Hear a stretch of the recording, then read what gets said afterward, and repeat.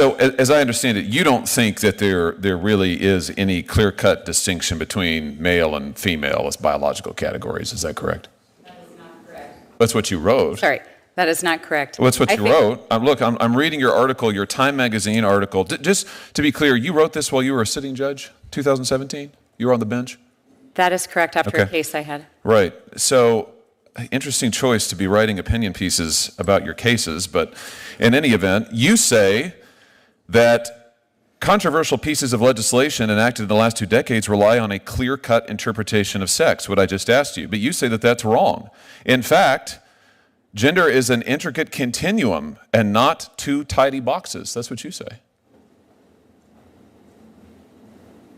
So have you changed your opinion? You just gave me a different answer.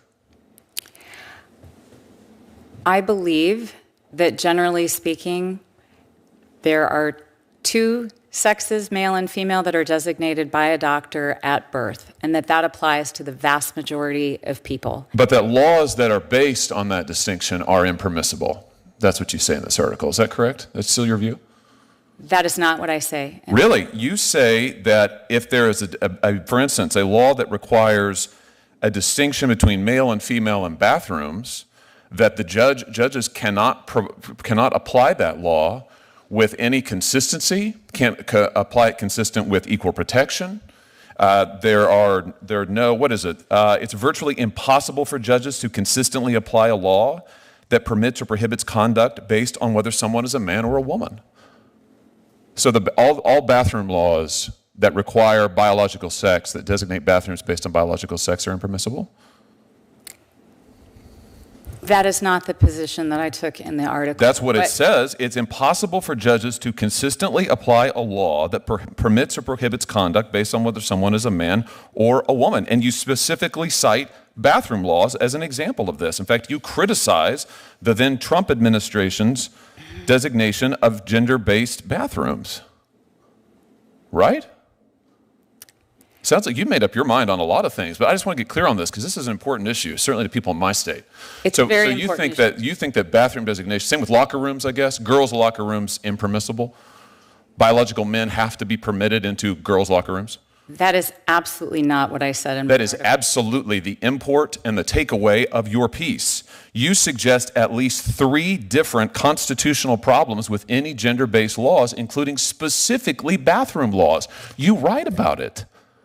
Equal protection violation, due process, void for vagueness. I was making a list as I was reading through. You say that our biological variability means that a 2-bathroom, even 2-sex-based approach is inadequate. Judges cannot apply it. So if Title IX is interpreted to protect women's sports, biological women playing sports with other biological women, it's unconstitutional? Senator. That's a yes or no? I was referring to the 5 babies born a day that doctors have challenges. No, you wrote an article that is extremely broad that pronounces on a range of issues and pronounces quite definitively. What's this comment at the end of your article about the fact that judges must see the world through a secular lens, and when legislators blur the lines of church and state to enact laws that permit or prohibit conduct based on biological gender as only male or female, they place an impossible burden on the judiciary? What's that mean? That distinctions between male and female are a violation of church and state?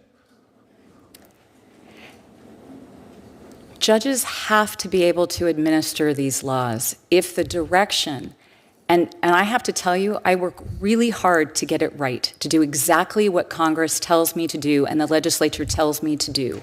And as a result, if a doctor finds it difficult to identify at the moment of birth for certain children. Is a law that distinguishes between male and female a violation of church and state? You say when legislators blur the lines of church and state and enact laws that permit or prohibit conduct based on biological gender as only male and female, they place an impossible burden on the judiciary. So this is a First Amendment violation? If what you are telling judges is that in order to I'm not telling you anything. I'm reading you your comments, and I am asking you if you are still committed to these, and it sounds like you are. I have to tell you, I think these positions are insane. I think the idea that laws based on the distinction between male and female are a violation of church and state is insane.